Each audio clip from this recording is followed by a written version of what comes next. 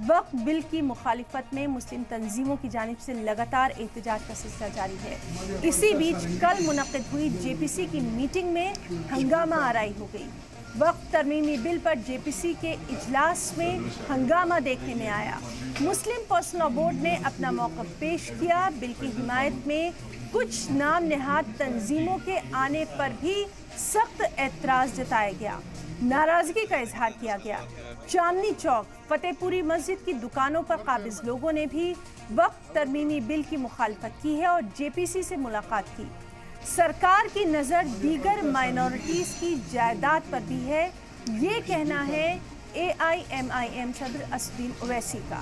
वक्फ तरमीमी bill पर JPC के chairman से मिली काउंसिल के वफ्द ने भी मुलाकात की और बिल की मुखालिफत में अपना एहतजाज दर्ज करवाया। तो आपको बता दें कि वक्फ बिल की मुखालिफत में मुस्लिम तंजीमों की जानिब से लगातार एहतजाज का सिलसिला जारी है। कल जेपीसी की अहम मीटिंग मुनक्किद थी जो कि पूरी तरह से हंगामे की नज़र हो गई। वक्फ तरमीमी बिल पर जेपीसी के इजलास में हंगामा आराई देखने में आई।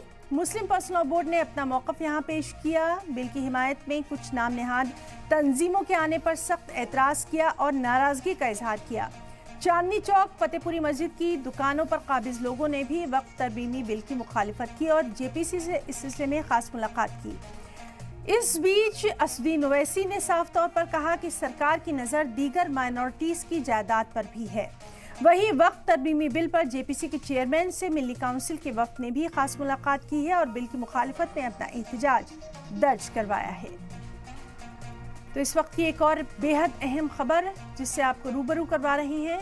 वक्फ बिल की मुखालिफत में मुस्लिम तंजीमों की जानिब से लगातार एहतजाज का सिलसिला जारी है। हमने आपको बताया था कि 2 दिन जेपीसी की अहम बैठक चली है और इस मीटिंग में लगातार दोनों दिन हंगामा आराई देखने में मिली।